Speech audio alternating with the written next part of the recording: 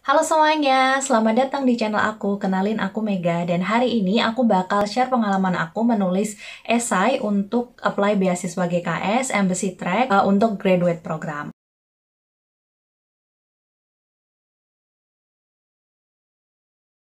Nah, kemudian untuk goal of study and study plan. Jadi di sini aku jelasin lagi apa sih goal aku dari study ini. Nah, tapi sebelum masuk ke goal tadi, aku jelasin lagi kayak background kenapa aku punya goal study seperti itu. Jadi sebenarnya ini kayak salah satu strategi karena masih ada hubungannya dengan personal statement yang aku tulis sebelumnya. Tadi kan aku cerita di personal statement itu aku kan punya pengalaman kerja ya, tapi aku cuma sebutin dari dua institusi aja. Sedangkan aku kan juga ada pernah kerja di institusi lainnya, atau juga aku pernah punya internship lainnya juga.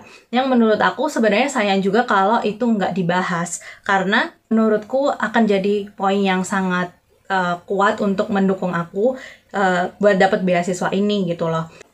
Nah, terutama kan karena aku ngambil MBA program ya, atau Master Business Administrations. Nah, tipikal dari MBA program ini, walaupun mungkin tidak semuanya merequired pengalaman kerja, tapi mostly MBA program di banyak universitas itu tuh membutuhkan pengalaman kerja. Jadi, karena di personal statement tadi aku kurang explore pengalaman kerja aku, karena memang ada batasan halaman, jadinya aku lebih explore pengalaman kerja aku tuh di goal of study ini. Jadi kayak aku sebelum mendeskripsikan goal of study aku itu, aku tuh jelasin dulu nih backgroundku tuh di bidang ini, dan karena itulah aku tuh punya goal study seperti ini gitu.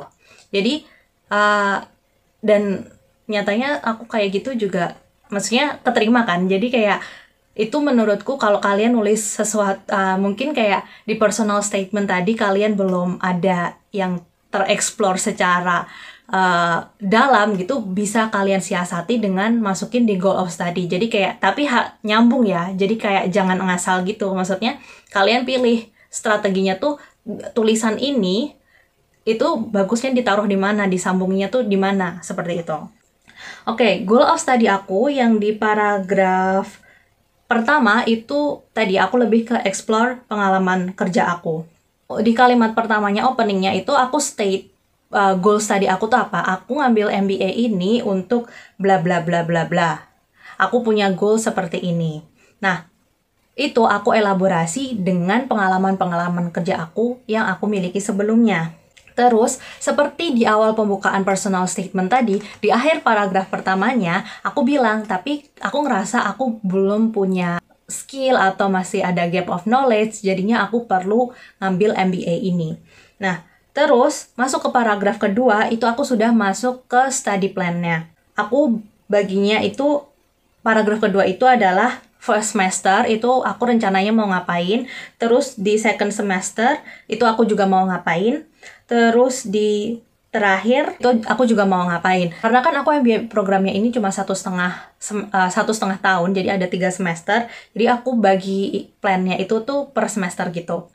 Kalian bisa masukin nih, misal kayak tadi plannya itu tuh nggak harus yang kalian belajar aja, misal kayak ada internship program, atau mungkin riset, atau mungkin kayak kalian pengen ikut workshop ABCD, atau mungkin kalian pengen ikut organisasi. Kalau kalian mau masukin itu juga nggak apa-apa, karena aku juga masukin itu sih. Habis itu masuk ke yang terakhir, yaitu future plan after study. Paragraf pertama itu aku langsung state, aku bakal pulang ke Indonesia atau enggak after study. Jadi di situ itu kalimat pertama aku. Nah, dan di situ aku jelasin kalau pulang ngapain, kalau nggak pulang ngapain. Tapi aku ceritain itu cuma satu ya, waktu itu aku bakal pulang ke Indonesia dan mau ngapain gitu. Nah, terus itu aku breakdown dari plan yang aku inginkan tadi, itu tuh kayak setahun pertama mau ngapain, terus 3-5 tahun pertama mau ngapain, terus 10 tahun dalam long term itu mau ngapain. Terus di paragraf terakhir, ini ada 4 paragraf sih, tapi kayak paragraf keempatnya tuh cuma 2 kalimat gitu. Itu kayak closing aja gitu loh, yang kayak bikin mempercantik esai aja, jadi kayak closing statement aja. Kayak lastly, I believe that bla bla bla, kayak gitu. Udah selesai, gitu aja sih cara aku nulis esai. Oke teman-teman, itu tadi cara aku menulis esai untuk personal statement dan statement of purpose-nya GKS Embassy Track untuk graduate tahun 2021. Dan dari apa yang aku pelajari di Apply GKS 2020 dan 2021 yang dulunya gagal terus sekarang lolos, itu adalah pertama, ketika nulis esai itu kalian jangan rushing, jangan terburu-buru, benar-benar harus dipikirin dengan matang-matang. Karena waktu itu aku bener-bener ngasal, bener-bener kayak last minute banget bikinnya. Aku bikin ini itu mikir kontennya itu mungkin dari sekitar November, ya Oktober, November 2020 itu aku udah pikirin kira-kira kalau aku bikin esai itu aku mau mengarahnya kemana. Terus story seperti apa yang ingin aku bangun itu udah dari November sampai Januari lah aku kira-kira mikirnya. Terus untuk penulisannya sendiri itu aku butuh waktu sekitar 2 minggu, dimana ketika itu open nih, GKS ini kan udah open, aku lihat formulir yang tadi, terus aku lihat guideline pertanyaannya itu mereka nanyain apa, terus dari situ aku mulai ngedraft dulu nih apa yang harus aku tulis, kayak poin-poinnya gitu ya, bukan yang langsung ngetik gitu.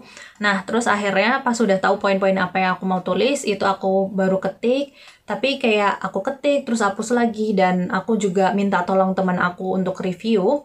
Aku reviewnya waktu itu ke teman yang dapat beasiswa sama teman aku yang bagus bahasa Inggrisnya. Jadi aku ada teman yang dia translator gitu, translator bahasa Inggris.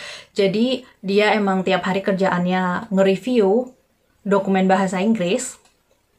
Jadi aku minta tolong sama dia untuk review esai aku, dan aku dapat banyak masukan banget dari dia, kayak entah dari segi grammar, terus dictions yang harus, mungkin diction yang lebih baik untuk dipilih, atau vocabularies yang lebih baik untuk dipakai di dalam esai itu, seperti itu. Dan dari review dari dia, aku kan harus ini juga ya, edit lagi gitu biar untuk merefine esai ini biar lebih bagus lagi.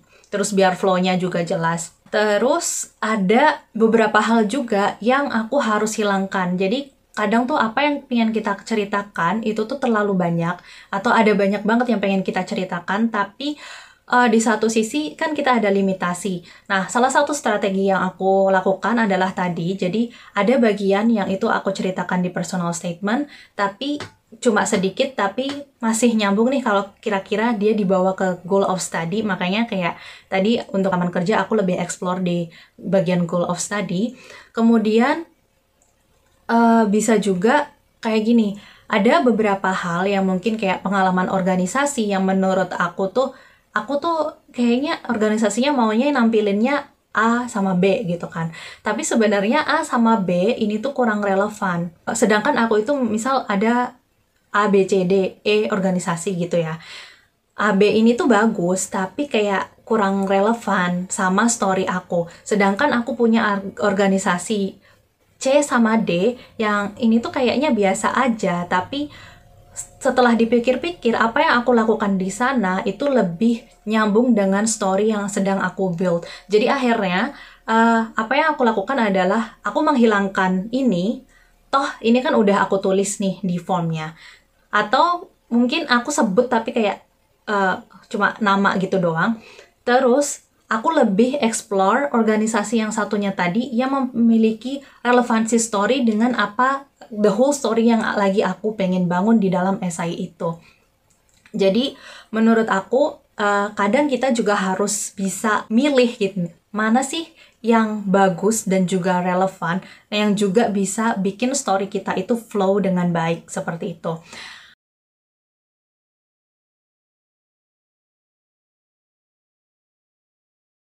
Oh ya, satu lagi, mungkin kalau aku boleh kasih saran ya, ini tapi personal opinion aku. Menurutku, ketika kalian nulis di esai nih, kan ada kayak misal prestasi atau pengalaman organisasi atau pengalaman kerja, itu kan juga sudah ada nih di formulirnya itu, di kolomnya gitu. Tapi ketika di esai, kalian itu kalau bisa jangan cuma nge-state aja aku pernah organisasi ini, terus jabatannya ini, terus udah, terus kalian nggak eksplorasi. Karena kalau cuma kayak gitu doang, kan di formulir tadi kan udah kalian tulis juga kan. Jadi sebisa mungkin kalian explore nih waktu itu kalian misal punya pengalaman di sini. Pengalaman apa aja sih yang kalian dapat, atau mungkin value apa yang kalian dapatkan, atau mungkin pelajaran apa yang kalian dapatkan dari situ. Jadi hal-hal yang belum tercapture atau mungkin cerita bagus yang kalian dapatkan dari organisasi atau dari achievement atau mungkin dari pengalaman kerja kalian itu yang belum bisa tergambarkan dari form tadi, itu kalian ceritakan di esai. Terima kasih udah nonton, semoga video ini bermanfaat untuk kalian, terutama teman-teman yang lagi persiapan untuk apply GKS. Kalau kalian ngerasa video ini bermanfaat, tolong like, subscribe, dan jika kalian ada pertanyaan silahkan tinggalkan di kolom komentar. Jangan lupa juga nyalakan notification bell sehingga kalau aku nanti upload kalian bisa dapat notifikasi. Terima kasih udah nonton. Dadah, annyeong.